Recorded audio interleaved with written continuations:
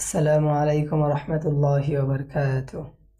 আলহামদুলিল্লাহি রব্বিল আলামিন ওয়াসসালাতু ওয়াসসালামু আলা রাসূলিহিল আমিন ওয়া বাদ।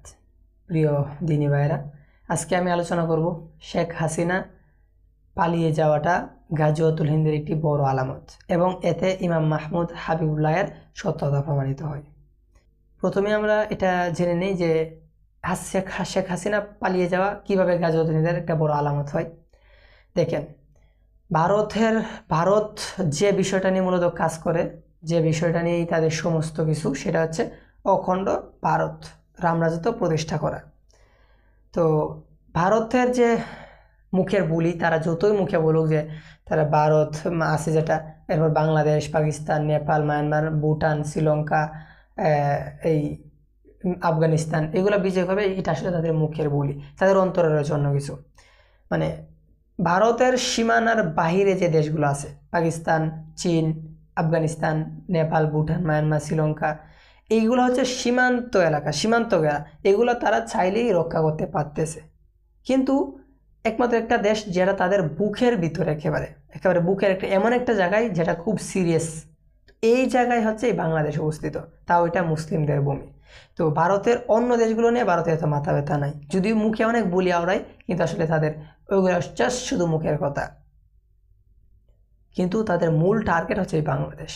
যেভাবে হোক তাদেরকে এই বাংলাদেশকে দখলে নিতেই হবে, কেননা বাহিরের শত্রুকে তারা যে কোনোভাবে সামনে রাখতে পারবে, কিন্তু ভিতরের শত্রু বা ভিতর থেকে যে আগুন জ্বলে উঠবে, সেই আগুন, ভিতরে আগুন মানে জ্বালিয়ে রেখে, মানে আপনি চারদিক দিয়ে ঘুরলেন যে গড় ফুরবে না, এটা কি সম্ভব না?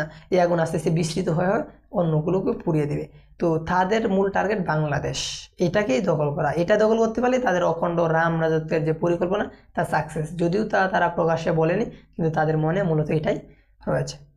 তো হাসিনা পালিয়ে যাওয়া গাজওয়াতুল হিন্দের বড় আলামতের কারণ হচ্ছে ভারতের মূল ছিল যে এই বাংলাদেশকে দখল করা। হাসিনা থাকা অবস্থায় ভারত বাংলাদেশের একটা করজ রাজ্য ছিল। মূলত কাগজে কলমে বাংলাদেশ একটা স্বাধীন রাষ্ট্র হলেও হুকুমতের দিক দিয়ে বাংলাদেশ ছিল ভারতের অধীনে, অর্থাৎ ভারতের পক্ষ থেকে যা হুকুম দেওয়া হবে বাংলাদেশ তাই বাস্তবায়ন করবে। আর একটা দেশের মূলে থাকে দেশের প্রধান, যিনি থাকে প্রধানমন্ত্রী। তো এই প্রধানমন্ত্রী যদি দখলে থাকে, দেশটাই দখলে। তো এই বাংলাদেশের তৎকালীন প্রধানমন্ত্রী শেখ হাসিনা ছিল ভারতের দখলে, তার মানে দেশটা ভারতের দখলে। তারা যা হুকুম করতো তাই। হাসিনা কোনো সিদ্ধান্ত নেওয়ার আগে দিল্লির দিকে চেয়ে থাকতো, যখন দিল্লির থেকে সিদ্ধান্ত আসতো তখন সেই সিদ্ধান্ত মোতাবেক কাজ করতো। মানে এক কথায় দেশটা কাগজে কলমে ছিল বাংলাদেশ স্বাধীন, কিন্তু হুকুমতের দিক থেকে ছিল ভারতের। মানে ভারত এটা একটা দেশ দখল করার পরে যেরকম যা আদেশ করবে তা কার্যকর হবে, ঠিক এরকম ভারত না দখল করেও, মানে দেশের মাথাকে, মূলটাকে দখল করে নিয়েছে। এখন তারা যা আদেশ করতেছে সেটাই বাস্তবায়ন হচ্ছে, মানে যা আদেশ করেছিল তাই বাস্তবায়ন হতেছিল। তো এইভাবে এক হিসাবে বাংলাদেশ ভারতের দখলেই ছিল। কিন্তু সমস্যাটা হচ্ছে এখানে যে ইমাম মাহমুদ হাবিবুল্লাহ বলেছিল ভারত এই দেশে গণহত্যা করবে, দ্বিতীয় কারবাল্লা করবে, গরুর মতন জবাই করবে, যেগুলো হাদিসে বলা ছিল। তো হাসিনা যদি এই দেশে থাকতো, ভারত যা হুকুম করতো তা বাস্তবায়ন হয়ে যেত। সুতরাং ভারতকে আর কষ্ট করে এই দেশ দখল করার কোনো প্রয়োজনই ছিল না, কেননা তাদের কাজ ছিল হুকুমত চালানো, তাদের বিরুদ্ধে কোনো কিছু যাতে না হয়, মানে তারা যেভাবে চায় সেভাবে চলবে। ঠিক এটাই হচ্ছিল। তো ভারতকে কষ্ট করে দেশ দখল করার কোনো প্রয়োজন ছিল না, গণহত্যা করার কোনো প্রয়োজন ছিল না। কিন্তু সমস্যাটা এখানে, হাসিনা পালিয়ে গেছে, ভারতের সোনার ডিম পাড়া হাঁসটা একেবারেই শেষ হয়ে গেছে। তো এখন ভারতের তাদের দীর্ঘদিনের স্বপ্ন, যা তাদের পূর্বপুরুষরা দেখে এসেছিল, অখণ্ড রাম রাজত্ব বানানো, সেটার স্বপ্ন, বিশেষ করে বাংলাদেশকে দখল করা, বাংলাদেশকে নিজেদের দখলে নেওয়া, সেটার স্বপ্ন তাদের একেবারে দুরিশ্বাত হয়ে গেছে। কেননা দেশ দখলে তাদের নাই, কিন্তু দেশের মূল মাথা তাদের দখলে ছিল। তো মূল মাথা যখন কেটে পড়ে গেছে, এখন তাদের সারা শরীরে ব্যথা। তো ভারত এখন এই ব্যথায় চলছে। তো এখন তাদের সামনে শুধু একটা পথই খোলা, কারণ বাংলাদেশের মানুষ যে পরিমাণ ভারত বিরোধী, যে ভারত এই দেশে কোনো সুবিধা করতে পারবে না যেভাবেই হোক। বাংলাদেশের মানুষ হাজারো ভেদাভেদ থাকতে ভারতের বিরুদ্ধে কিন্তু সবাই একজোট হয়ে যায়, কাঁধে কাঁধ মিলে যায়। তো ভারতের সামনে শুধু একটা উপায় খোলা, সেটা হচ্ছে অপারেশন করা। মানে তাদের একটা পথই শুধু খোলা, সেটা অপারেশন করা, আর এটা ছাড়া তাদের আর কোনো পথ নাই। সুতরাং হাসিনা থাকতে তাদের সোনার ডিম পাড়া হাঁস ছিল, যখন যা চাইতো হুকুম দিত হয়ে যেত। হাসিনা নাই, তার মানে বাংলাদেশেও, মানে হাতছাড়া হয়ে গেছে দেশ, মানে বাংলাদেশ ভারতেরই হাতছাড়া হয়ে গেছে। আর ভারত এখন কোনোভাবেই দেশটাকে তাদের আবার নিজেদের দখলে নিতে পারবে না। আর এখন শুধু তাদের স্বপ্ন পূরণে একটা মাধ্যম খোলা, সেটা হচ্ছে অপারেশন করা। তো ইমাম মাহমুদ হাবিবুল্লাহ আমাদেরকে যা বলেছিল, তো হাসিনা থাকা অবস্থায় এটা বাস্তবায়ন হওয়া খুবই দুষ্কর ছিল, কেননা ভারতের যা হুকুম তা বাস্তবায়ন হয়ে যাচ্ছিল। ভারতের আলাদা করে এখানে অভিযান করার কোনো প্রয়োজনই ছিল না। কিন্তু যেহেতু অভিযান করার প্রয়োজন ছিল না, তো গণহত্যা হওয়া, দ্বিতীয় কারবাল্লা হওয়া, গরু মতন কোরবানি করার বিষয়গুলো আসলে হওয়াটা ছিল অস্বাভাবিক, মানে এটা আসলে হওয়া সম্ভবই ছিল না, কারণ তাদের হুকুম চলতে আছে।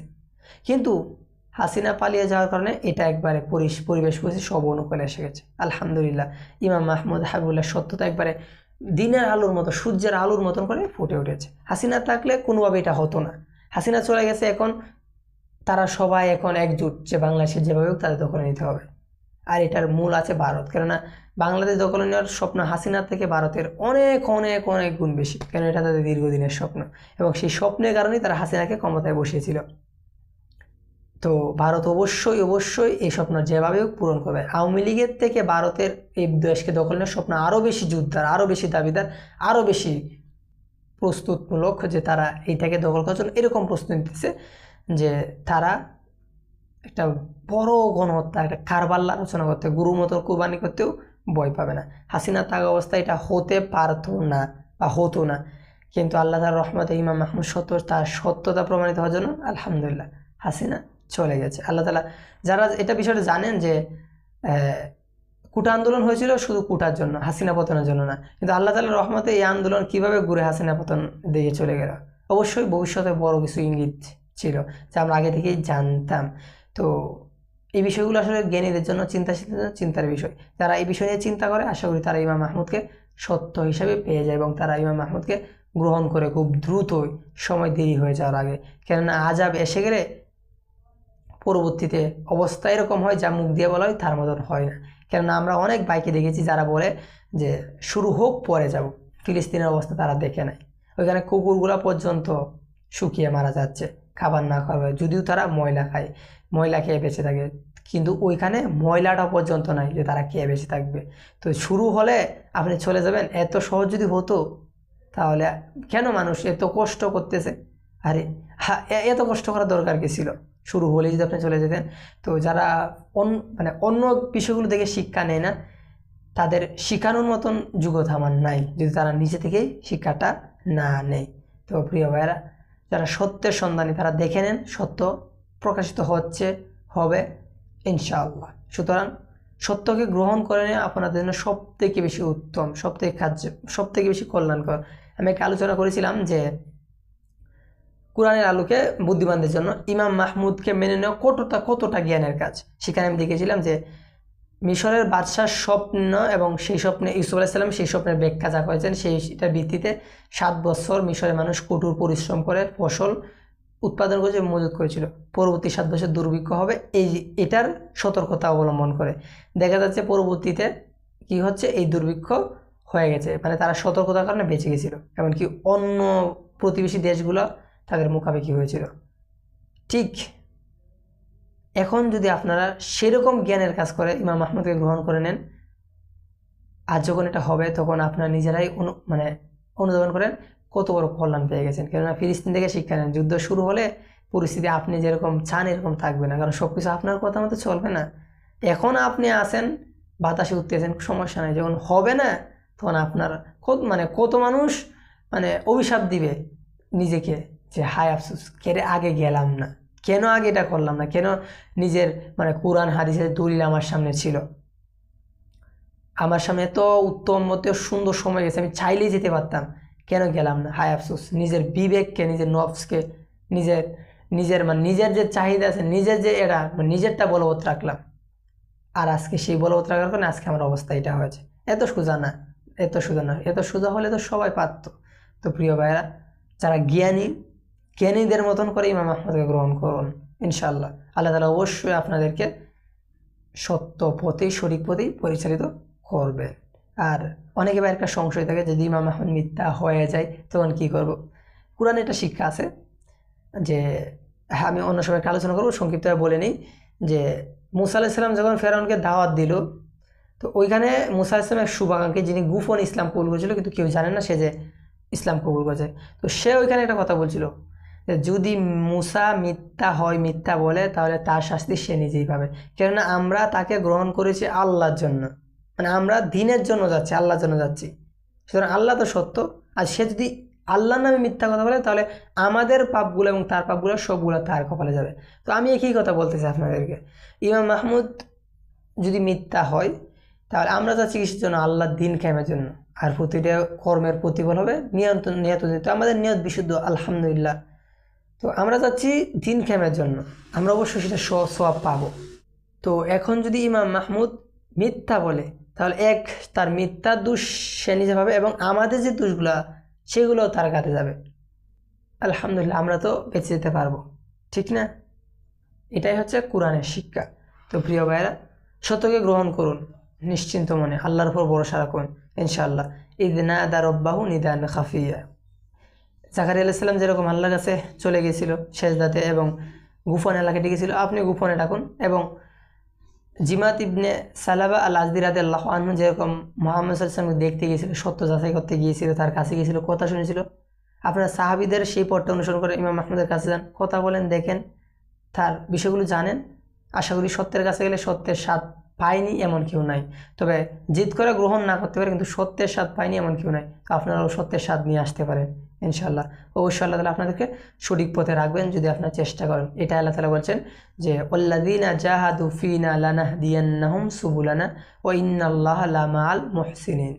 প্রিয় ভাইরা, চেষ্টা করুন সত্যের কাছে পৌঁছার, ইনশাআল্লাহ সত্য পেয়ে যাবেন। আর যদি বসে থাকেন, তাহলে জেনে রাখেন, বসে যদি থাকেন নিয়ে ভুল ধারণা, জেনে রাখেন ময়দান কোনোদিন খালি হবে না, সত্যের কাফেলা পরিপূর্ণ হবে, ময়দানে মুজাহিদরা বিচরণ করবে ইনশাআল্লাহ। তবে আপনি হয়তো সেই নেমতটা পেলেন না। আল্লাহ তাআলা আমাদের সবাইকে শরীরটা বোঝার তৌফিক দান করুক, আমিন ইয়া রাব্বুল আলামিন।